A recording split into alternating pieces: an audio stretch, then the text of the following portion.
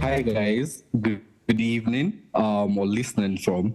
This is the We or Pine Cup podcast, and then my name is David, and with me here are two amazing voices you love to hear. Rex as well as Kovan. Today's topic promises to be very interesting. We are talking about plans. We are talking about making action. We are talking about making realities, basically, Sha. And then there's a particular saying that if you want to make God laugh, tell him your plan, basically because he already knows you. And then if you're Nigerian, even your village people might join in the laughter. And so today we are keeping it real. So is making plans in Nigeria a bold act of faith or just premium comedy? Stay tuned. No, I was like, you said your village people is also laughing. That's crazy. Yeah, definitely. So to kick this up, I just want to let us the context out there. So to each of you, what does making plans mean to you in the Nigerian context? Talking about finance wise, career wise, or even personally. I think I'll go first. Basically, making Okay. plans as a Nigerian or in Nigeria, you always have to include the element of surprise. That you said, anything can go wrong. The economy is not on your side. You're fighting societal issues, and basically, you have to plan for the worst. It's kind of a situation whereby optimism is your worst friend. Like the more sure you are of your plan, the worse it can be for you. So you have to generally just have a backup plan. That's why everybody has B's and C's and E's, and everybody has to be prepared for the worst case. And then aside that, you even have to have people that you think can turn up for you. And even those people too, you have to have backup on those people. You get what I mean? Like you have to have helper C, helper D, and all that. Like, and at the same time, you cannot even trust people again. The kind of thing. So it's like making a plan. For example, let's say you're making a plan to travel. You have to plan how you get your documentations, where you get money from. Then you still have to hide who you tell, who you will not tell. Like a lot of mental effort goes into something that someone else can just wake up in another country and just get ready in a few amount of days. So yeah, it's quite hectic in Nigeria. Bro, on my end, I think if you're making plans in Nigeria, just be ready to have it shrunk. That's it. That's how I feel because I was privileged to teach on Sunday, like, and I was on the altar, and I didn't know when I started ranting, and I started just ranting about the state of the country. I was saying that, you could start up as a young person and say, I want to be a governor of a state in Nigeria. And then by the time you get to university, you realize that, okay, maybe not a governor, maybe I'll be like a local government chairman. And then, you get out into the world and then you see that there's no job that's going to lead you to be local government chairman. Then you say, no, let me just start a business. Let me start selling used wares. And then you open this and you print flyers because you're selling small shops. You wanted to be a governor about 6 years ago. But now, because of the situation of the society that you live in, you've shrunk your dream so much to the extent where you've decided that becoming a small-time business owner selling small shops will do for you. I mean, I feel like that's the story of Nigerians every day, like constant shrinking of your dream because of how your society keeps dictating how you live. And making a plan in Nigeria it's just pathetic because first of all, if you can have a very good plan, but the logistics to even bring these plans out is another issue entirely. Like because if you say now, okay, I want to be an aeronautic engineer, where it's definitely not this country, because they're going to be like, okay, go and learn aeronautic engineering, bro. You are going to do POS, bro, and that's just the fact. So still like there's sometimes planning in this country is so hopeless, and sometimes be optimistic, but you also have to be rational and look at the way things are around you. That's how I feel about that. Wait, can I add something to what he said? Yeah, sure, no problem. Yeah, so basically, when he said about the constant reduction of your dreams, it really hit home for me because it's like the example he gave, we are now choosing to settle for less. Like, genuinely, people are not striving to hit that point again when you've been disappointed over and over again. Even when you see those opportunities, just the potential heartbreak, you're just like, oh, make I just D. Like, that's why you see a lot of people, they don't just want to, like their own success is just dependent on being able to survive in Nigeria and the hardship and everything. Nobody's striving for the, like, the standard or the person that who will look at. Nobody even wants to be the breadwinner self. Like, if people can even be the support, like if you can be sucking from someone without having shame or anything, some people will gladly do it. Like, nobody wants to be at the forefront because it's just too risky. It's just too risky in a country like ours. So yeah, it's crazy. Yeah. So I actually agree with both of you. I feel like making plans in Nigeria, it's basically about survival. I think there was a particular post or tweet I read somewhere where someone was complaining that it reached my turn to be an uncle or auntie. The economy gone hard. So all those kind of things, because normally when you grow up, like particularly when you, if depending on the home you grew up in, when you see this uncle that comes in and all that, you would see them squeeze money in your hand, even though that money ends up being household money because your mother would collect it, but Invested in your future. but still, So you they still said. at least you get something from them. Of course, we are still waiting for the money that they kept for you for a long time, or for you to get that gin I bought for you, the food you are eating in this house, and then all like that. So basically, there is nothing like that going on again. At this point, if people would rather run away, you would not see those uncles and aunties anymore. Me, if I want to be an Legit, they are uncle not and even picking auntie. again. Yeah, I want to be an uncle. I want to be an uncle rather. But me, I will play with you to the best of my ability, and then make you sleep off. Then I will go because this economy is not smiling. So yeah, I think making plan in Nigeria, like you all said, is basically you trying to survive. I feel like we also have to say that I think our generation has it the hardest, bro. Like Yeah, our generation, actually. it has never been this difficult to survive. Maybe okay, let's not talk out of experience. Let's not talk out of context, because if you look historically, right, in 1800-esque, maybe it was a little difficult. But I feel like progressively, it seems like it got better and now it has just gotten bad. I think that's the better way to put it.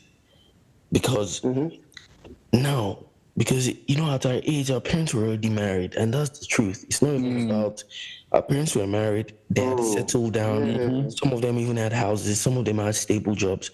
Some of us are still scavenging, bro, and we're looking for crumbs. Bro, they paid 1,000 naira for bride price. You can't compare that to now. Bro, can you imagine? If the list you're going to carry for bride price, you'll be opening pages and pages of A4 paper and be calculating millions in your head. It has never been this hard to be. That's outside the wedding.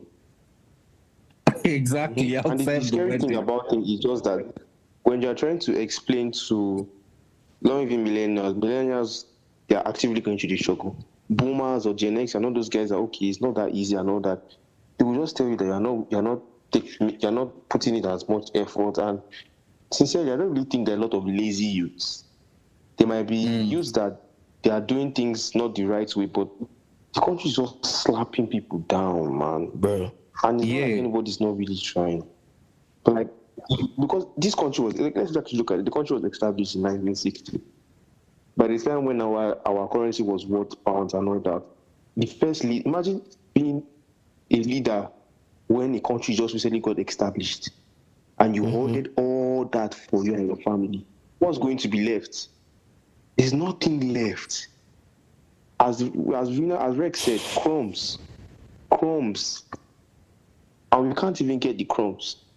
Exactly. They're still sharing the crumbs amongst themselves. So imagine all the plans that people are making. We've established the fact that a big part of how our plans changes is economically and by, of course, the nation by extension.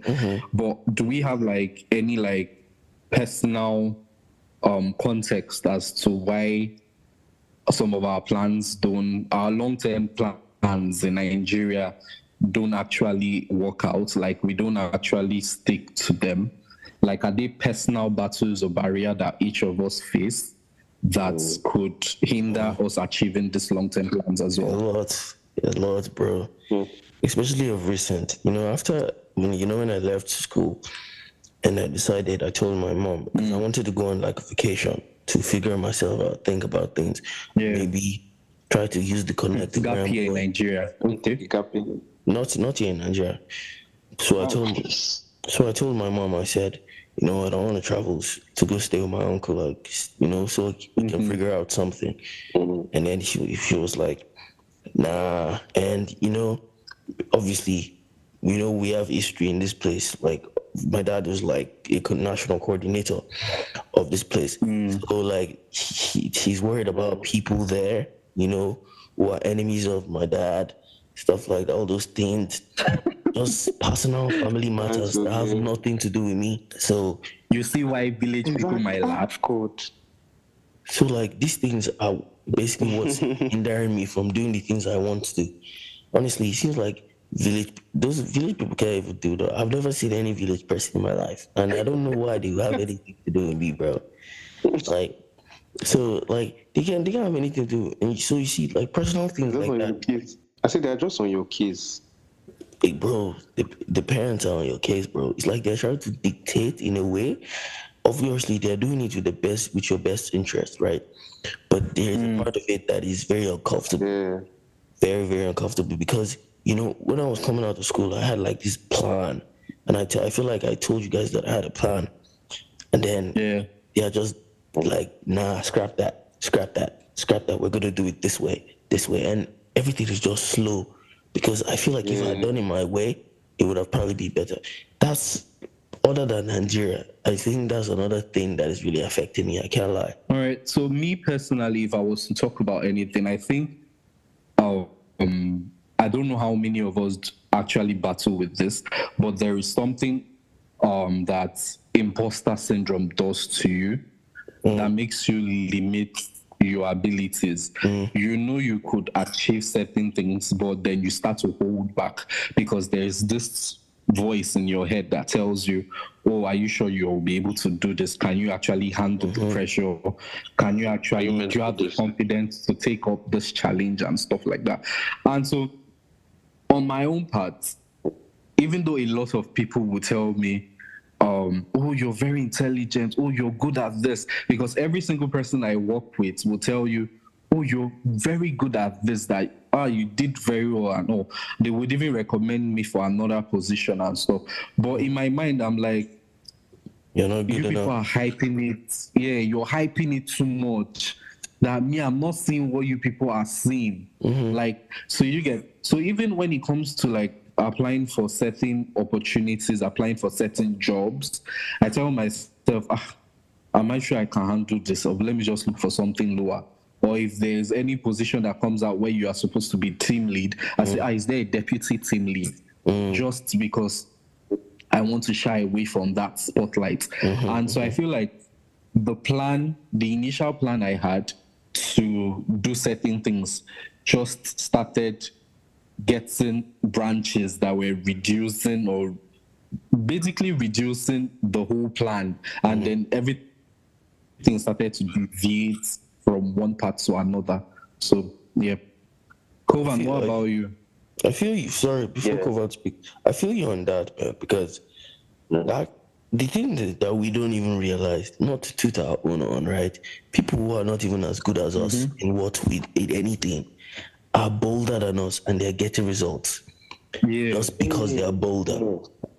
And they do not even know how to do it. In fact, some of them, once they get the position, they use Google and ChatGPT. And we that actually know what we're doing, we're so timid. We're thinking, oh, like we can't be a manager, we can't be team leads, like you said. I feel like I think there's an extra boldness that we actually need to tap into for us to get to that next level, and to also I'm telling you, because we have the capacity to be more, but we are timid in a way, and it really shows in our lives. Honestly, even currently as we're speaking. Yeah, me personally, even this afternoon, because there is a particular program I'm working on, and then we have to, like, every advocate for that program has to go to a school and make a presentation on the sustainable development goals, like individually, it's not a group thing. You have to go by yourself, I know. And then I've been pushing out on submitting this letter to this school simply because in my mind, who would go with me? I cannot like do that alone. And then I just talked to myself that I actually used to present in class. This is secondary school students. I've presented in front of professors, doctors. So why would I be? And I just took up the courage to go and submit the letter today. It is sometimes those things are very limiting.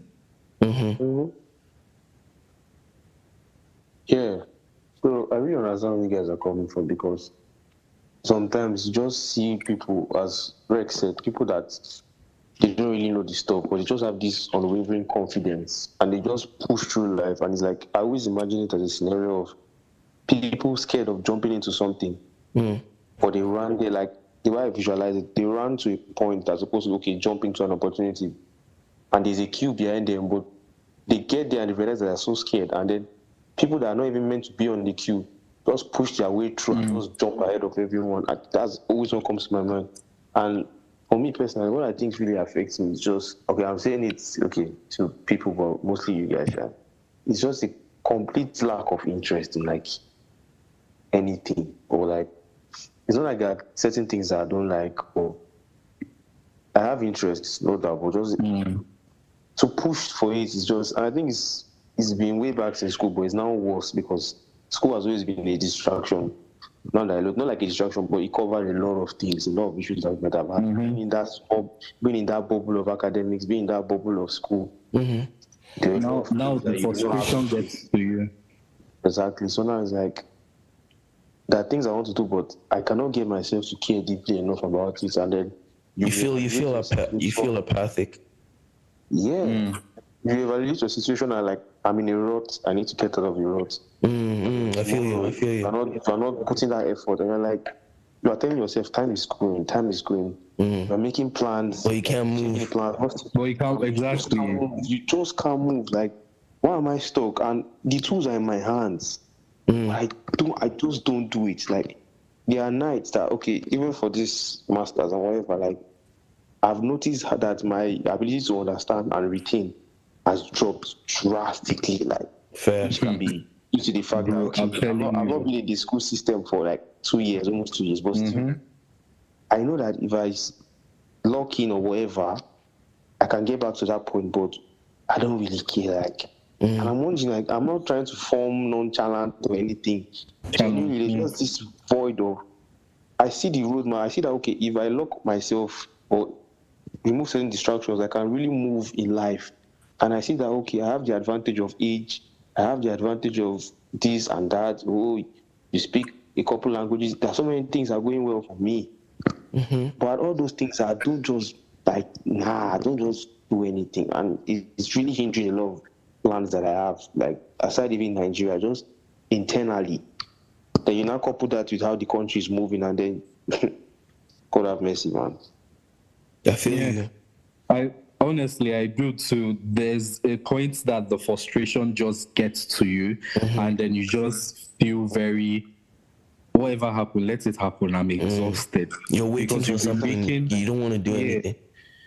You've been making several progresses and nothing is forthcoming. So you just let everything go.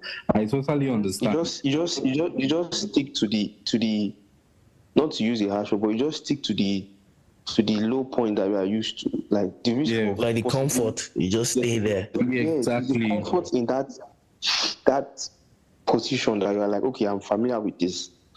I'd rather just be, and it's so wrong. Yeah. So most of us, I believe, from secondary school, okay, probably at Kuvan, even if you schooled in Cameroon, I believe you also still had that same mentality that, I would finish from my secondary school, study one of the most prestiged courses in one of the most prestiged university, maybe become a lawyer, become a barrister, they'll call me Esquire, and then I'll grow up to have a a beautiful wife from maybe your states or your tribe, have 4 children. By 30, you would have built your mansion and what have you. So I should have been married by now. By the original plan. so let me ask, have you ever made a solid plan that's completely failed because something uniquely Nigerian happened? Good question. Nah, I don't think I have anyone on that one. You guys can tackle that one. Okay, let me answer. Obviously, ever since I got to Nigeria, a lot of things have actually changed. My life has changed. I can't lie to you. And I'm not talking about like medium changes. I'm talking drastic, because the way I pictured my life in the next 5 years has totally changed. And obviously, Kovan was joking about getting married. I'm someone that used to be very excited about getting married because I had so much faith in the fact that after school, like everything would be settled and I'll just get married. And hopefully I would have found the one. First of all, I haven't even found the one.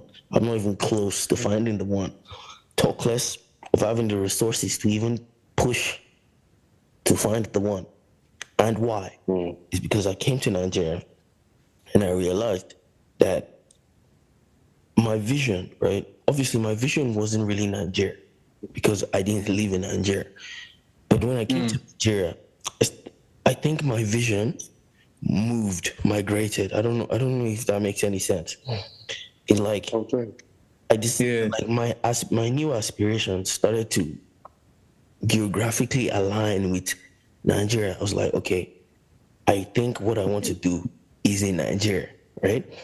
But then the syndrome of Nigeria is slow things down or not do things well enough.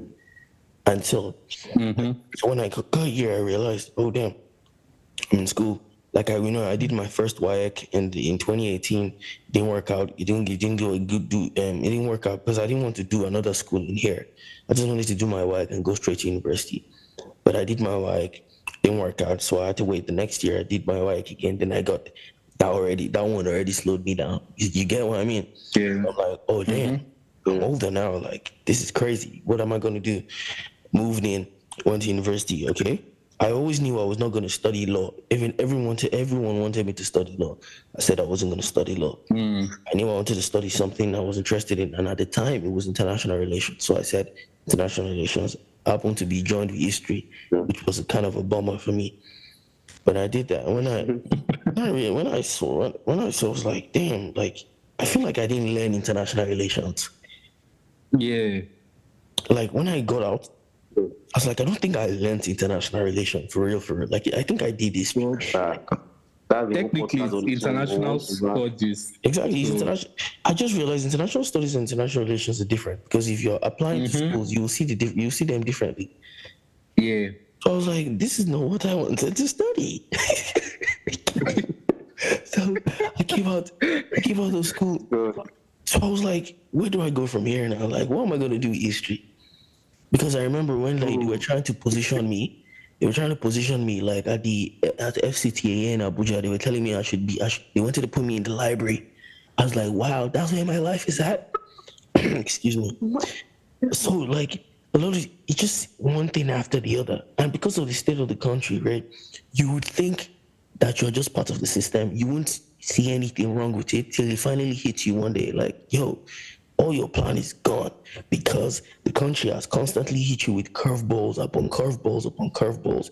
And that COVID-19 was crazy, but that's a story for another day. But yeah, that's mine, to be honest. That's why I think I totally understand you from where you're coming from and all. Me personally, I think I particularly had the mindset I talked about, the one of, because me, believe it or not, I was not the brightest of students in secondary school. I think until We don't believe SS2. You don't believe it, bro. Well, go on. Funny enough, I wanted to make a LinkedIn post about this, how I couldn't read till primary 5. But, Jesus. Okay. We've gone past that. Let's move on. So I think I got better. I got way better in senior secondary school. and that was when I was getting like the A's and competing for the first position type thing. And in my mind, because I was now getting good grade, I could be up to par to become a lawyer, because I mean that was like the next best thing when you're in like humanities department. Nobody explored any other career choices. You want to be a lawyer, you talk a lot, you are good, this and that. And so everybody's People that told us those things, I swear to God, if I catch them, they're feeding us those ideas, man. Go on. And so in my mind was, I can do this. And then, do you know the funny thing? I went to the first secondary school in Nigeria, which is CMS Grammar School. And then the school I was applying for university was University of Ibadan, which coincidentally is the first university education in Nigeria. So in my mind, I was like, I'm on top. I'm always going to first. So it hits me. I went for post-UTME and it hits me. My post-UTME score was, I think, 69, and the cutoff for law was 70.5. I don't understand. I didn't get post-UTME. Okay, post-UTME. Yeah. So the post-UTME cutoff was for law is 70.5, and then I had 69 for my post-UTME score, which is basically 1.5, I guess. And still, I wasn't considered at all. I wasn't waitlisted, nothing. And then the next available option was for me to change course to human kinetics or adult education. And then I had to do A levels. And that's when I actually discovered international relations and how broad and not restricting it is on like law. And that's when I decided to opt for it. And then before that even happened, after finishing A level, we started having issues with the government, because normally during A level application, they open it twice a year. But that particular year, they decided to open it once before registration. And that was it. So again, because of the government and everything, I had to wait a whole year again after spending 2 years doing A levels after graduating. Then I entered school. Like, so the whole mindset of, I plan to finish bachelor's degree at 20. I would have done master's by 21. In 4 years' time, I would have gotten my PhD as one of the youngest in 24. All those plans just went off. And then when you now finish school, maybe for someone like us now, like you said, that study history and international studies, what is the way forward for us in Nigeria? Exactly. We don't see opportunities in federal affairs offices, in embassies, nothing. Even when you put people for NYSC PPA, you don't place them anywhere that can benefit them. They will tell you, if you get a first class, they'll put you to a university that probably do not offer your course, or they will not even put you in your department in the university itself. So my plans just scattered. And now, presently, I tell people, when people ask me, it looks like you have your whole life together, like you're already doing so well in international relations, I say, I'm telling them that I don't know what I'm doing. All I know is I have interest in several places. I know what I want. And by the time I pair all this interest I have together, I hope to have a solid thing that I'm doing. So, that's it for me. Sorry, can I double down on the whole history stuff? Sure. Yeah, because it's crazy, because I don't like to compare Nigeria with other countries, because it's always very painful. When you look at it, people that have I believe we all do so. People that study international relations, man, the opportunities, people still clown them. Generally, humanities are always been clowned upon, because everybody believes science is what push the world forward and blah, blah, blah. But there's still opportunities. You see these guys that, they want to be diplomats or whatever. They start going to conferences at like 12. They start going on excursions, take them to Switzerland, UN. There is a trajectory. There is a path. And I think that's the issue we have here. There is no step by step. You just know that, you like something. And then it's just smoke till you pray, and then you have one mad connection, and then you hit it. But it's not supposed to be like that. Normally, most countries, their foreign services are eager. They are itching to get young people. But if you want to get into foreign services, you should be pushing 35 for you to be a young person trying to break in, or trailblazer. You need to be in your 30s. Like, what's that? 35, they will tell you to volunteer. And can you imagine? There's no like trajectory for younger people, and it's so painful. Like now, it just seems like you just went to waste 4 years. That everybody looking at you, history, or whatever. But it's like outside, these are genuinely things that people take years, and they know what they are going to do. Okay, you get this, you get the certification, you get this experience. Oh, then when you stack all those up, you can get into this, and you can be an attaché, you can follow for this. It's even for people that just want to travel the world, it's an outlet. But that way, Nigeria is really affecting plants. Look at what happened recently. Look at what happened recently with the jam. Look how many people's life they just stole. They just stole over 300,000 people. They just stole because of the mistake they made. And the whole jam this year was like an awful performance. Very, very awful. Because you made people go to centers that were very far from their houses. People died while writing jam. People found out about their results that they did not like, and they died. Exactly. Nigerian happened to those people, bro. Those kids. Like, seriously, people that are just trying to get an education, probably just want to get something so they can just start removing some burdens from their parents and maybe taking up some burdens on themselves. And they just, God disposes, I've been man proposes, God, that stuff when I saw it. Nah, man. Nigeria's can really make you angry. It can make. I saw the thing. I was like, is this a religious institution, or what is this? Someone is supposed to smack. No heads were rolling. Nobody was sacked. I've not heard of. Maybe I've not heard of that, or I've not heard of anybody being sacked because I've been following it quite closely. Nobody has been sacked till now. Only that the guy, the professor, whatever, I guess is going to step down or whatever. But nobody has been formally sacked. They just blamed on. That's the thing. That's why there's so much incompetence, because nobody gets punished. Nobody gets any consequence. Yes. So we've all talked about several issues that have gone wrong with us, that has hampered our plannings, has delayed our plans, and then our inability to actually make effort for the future. We've talked about the government's economics. There's even issues with cultures. There's family issues. There's your personal issues and all. So, but do you think it is still possible to plan effectively with constant changes that goes on the society? Or do you feel like society should just continue with the winging its mentality? I feel like for now, it would have to be us that would have to push through. Because if you look at the society, society is not changing anytime soon, if we're being honest.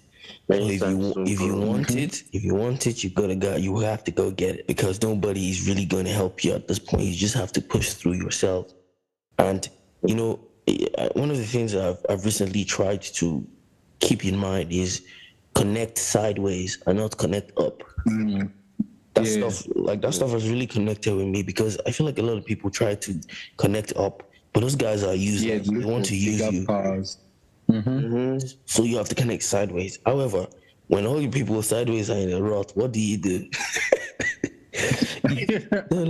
So you have to push through. If you want it, you have to go get it. I think it's a personal thing that you have to do, because society will not change. So, and anyway, society, the changing of society starts from one person. So maybe you should be the one to do it. Yeah, so Rex, I totally agree with you. Being strategic is very important.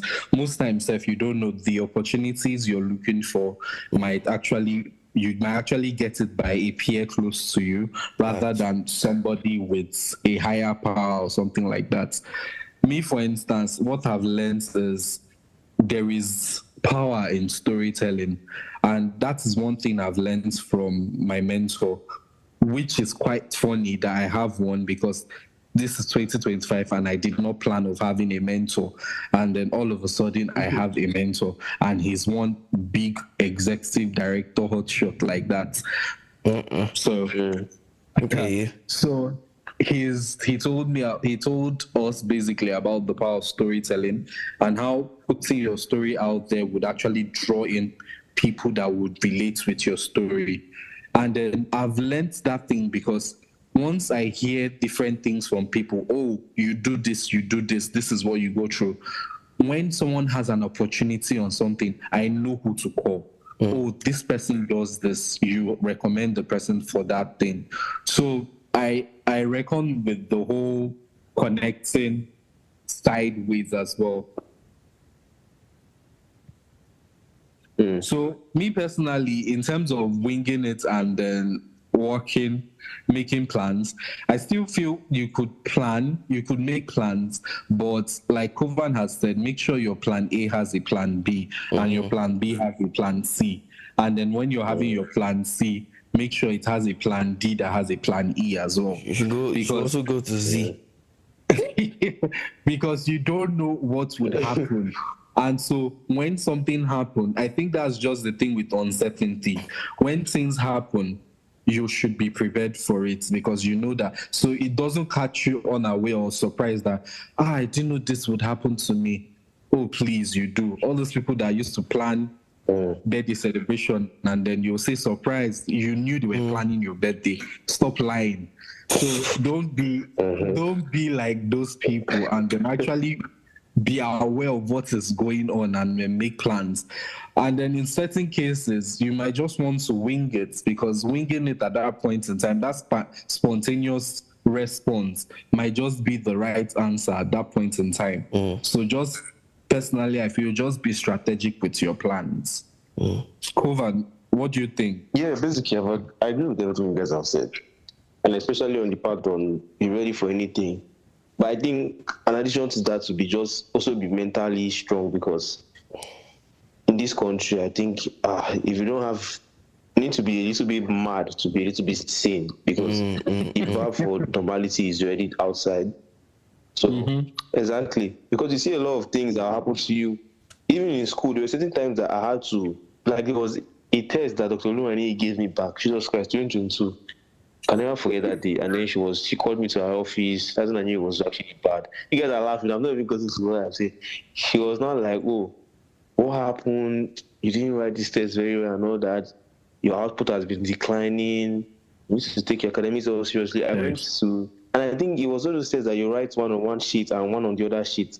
So like the second sheet got missed. A lot of things, and I won't lie, guys, I was bawling out, I was crying, like it was bad. And then innocence was even like, what's going on with this guy? I was crying. Then I was one time I just had to like went outside, started playing football, like just started doing other things just to get my mind off football. Basically it was the point I was trying to bring out is that you need to be. I was like for a whole week I was just behaving like I was missing classes. That was 300 level now. So I just wanted to get that thing out of my system. I think that's like, when your plans go wrong, you have to remember that 300 level was quite. Anyways, you have to have things that you go back to when things go to shit. Like we don't really have a lot of hobbies in this country, but I just feel like the reason why some people are miserable is because when your plans go wrong, you have no outlet. You have no friends. Like males have therapy that they are not even aware of. Just being around your boys and talking about things unrelated to anything. That's why sometimes you see, even in school, most of our class guys, when they all know that, they are not ready for tomorrow's assignment and they know they cannot reach, they will gather and start laughing together. They are scared, but they are scared together. So you see the fear. And they even plan out they're going to cheat and all that. So, exactly. Like, hopefully you never read. Like, what? So it's that kind of thing. You need an outlet. It's very, very important for your mental side. Even though this country will flush you. You were saying something that you can't have hobbies in Nigeria, and that's so true.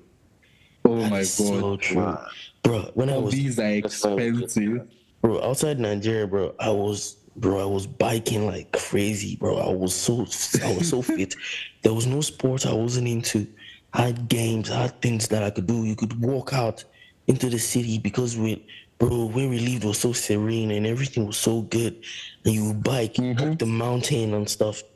But here, bro, where would you bike? One car, one keke will just smash you before send you back to your maker. You see some Nigerians, they'll leave this country and they start acting like they are white people doing crazy things because it's easier to access hobbies over there than here. And how do you live life without hobbies? Like, that's so lame. Like, we're not living life in this country, but let's be honest, man, this country is suffering. Because that's the thing that really affects certain people. When all you're doing is going to work, coming back. Exactly, it's just work. Is it that work or you're not working? The only thing is work. And even the home pressure and to O work and as bear. well. That's the only thing we know. Wedding and eating. That one self is strange. Going to weddings is even stressful. That's the only outfit we have. Going to wedding. And nobody goes to parks and all those things. That's the only thing people do. Like, all those things are not really hobbies, in my own opinion. Those are not hobbies, bro. Those are not hobbies. Yeah, I think I relate with you guys. Personally, even advocacy work now, you can't do advocacy work. Advocacy work that you would think would require you just coming out with placards and advocating for certain things or posting on your social media accounts. Now, advocacy has gone to a place where you actually need to source for funds or crowdsource for funds. And then you don't even get it in Nigeria. Fundraising in Nigeria is hard. It's really hard. So I get what you're saying. So we've been talking about making plans. We've been talking about obstacles that actually affects us making plans. But do we feel like everybody makes good plans? Because I feel like sometimes people would make unrealistic plans or unachievable plans. And then they would now think that, oh, I want this to happen. So do you think it's actually the fault of Nigeria, or some people are just making unbelievable, unrealistic plans? I feel like Nigeria makes it. I think Nigeria makes it very difficult for you to make. Is it that you make a miserable, miserly plan, or you make a plan that seems too good to be true?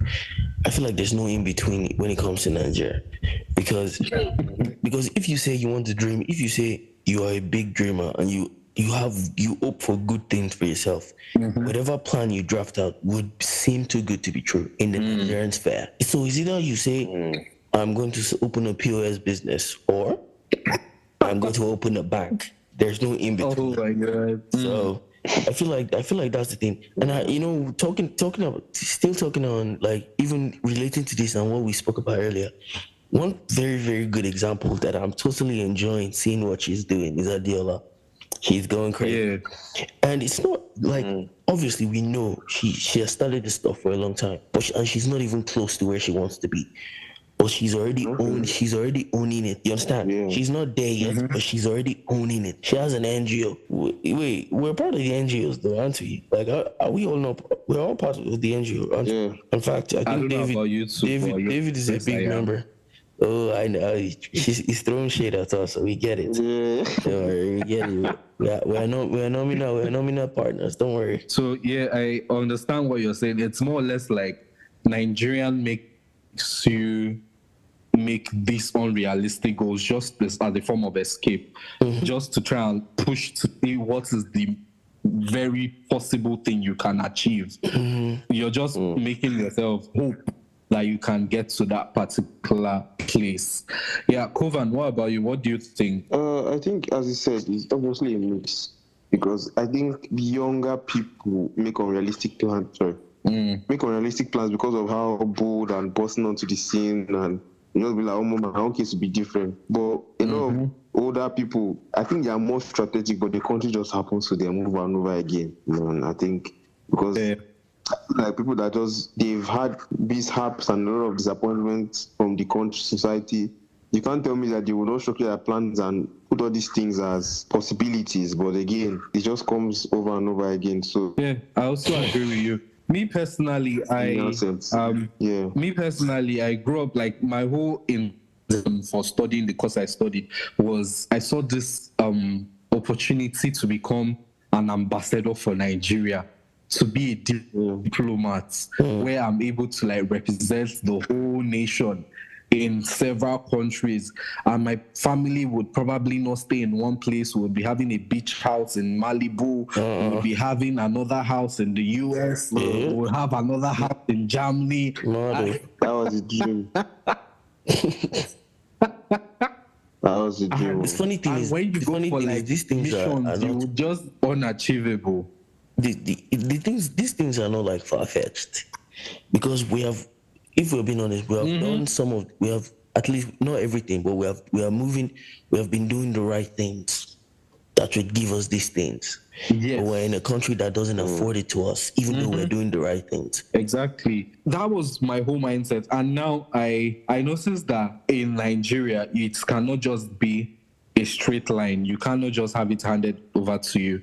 Even most ministries of foreign affairs, you have to have like some level of experience or some certain things. And even with that self, you'd have to be well connected to work for the foreign affairs.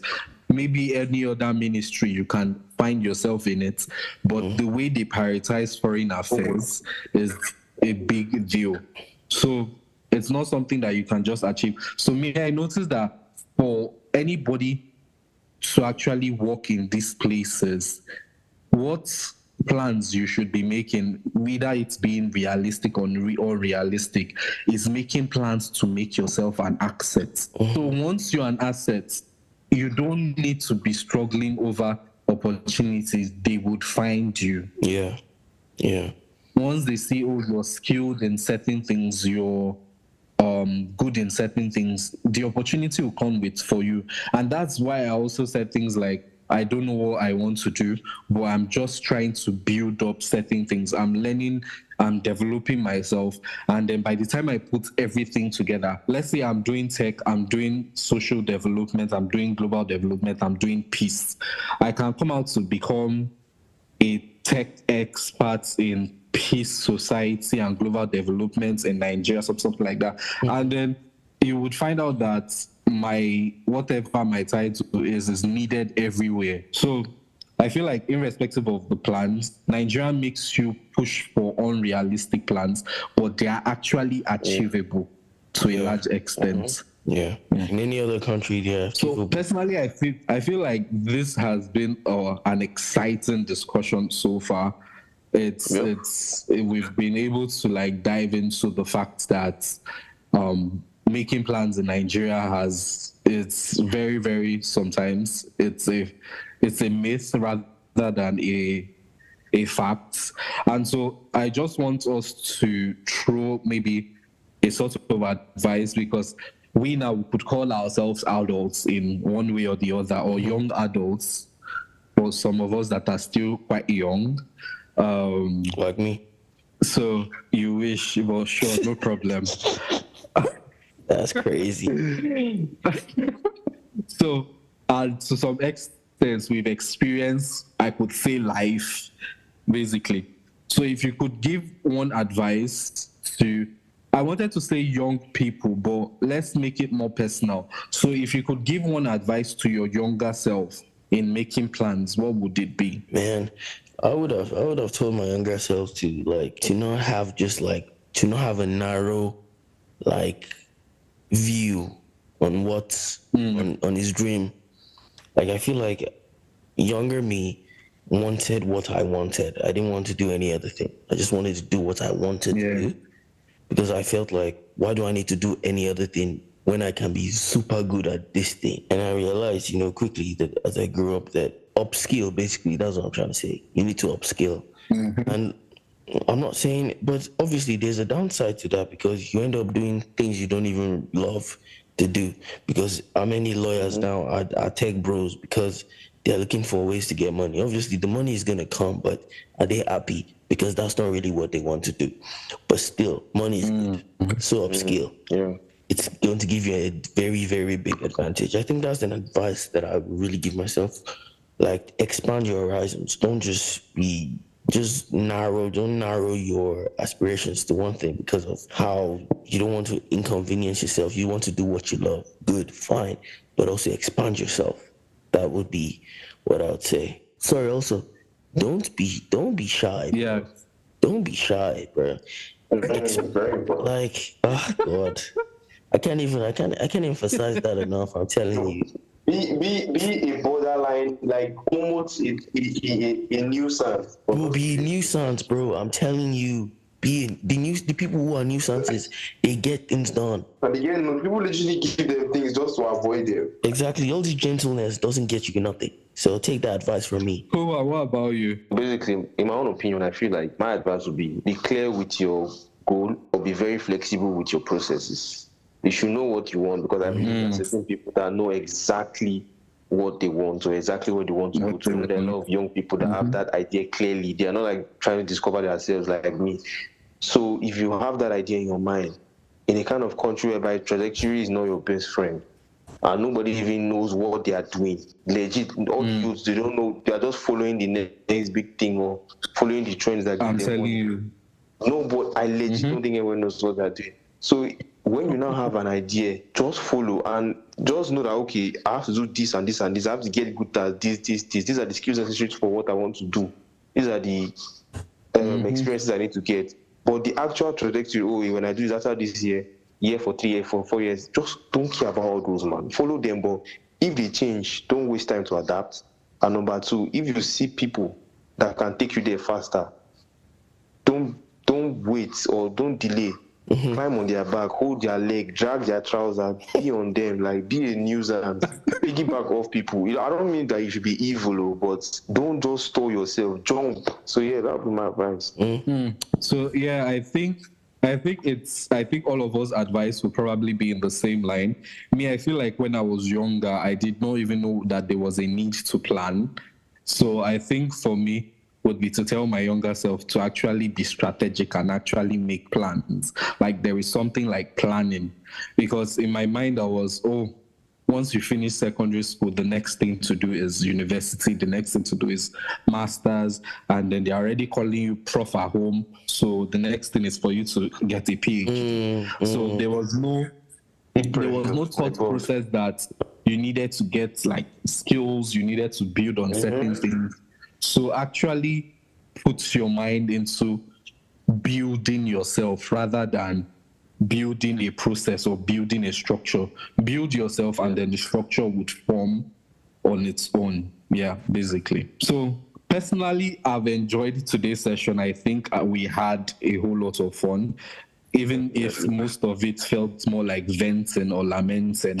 But I think we actually had a lot of fun. And then at the end of the day, we come to a conclusion that planning in Nigeria might feel like you gambling with like weather predictions, or you fighting away your village people, or struggling to know what God's plan is for you. But one thing is clear: as Nigerians, we plan, we adjust, we survive, and somehow we end up thriving. So whether it's a fact or a myth or somewhere in between, the Nigerian spirit keeps pushing, keeps motivating you to do the next big thing. So thank you very much for vibing with us today on the Opine podcast. I am David Ekwere, and then with me is the amazing Rex, as well as the equally amazing Hovan. And we'll catch you next time where real talk meets real life. And until then, plan smart, stay sharp, and always keep your generator fueled. Thank you.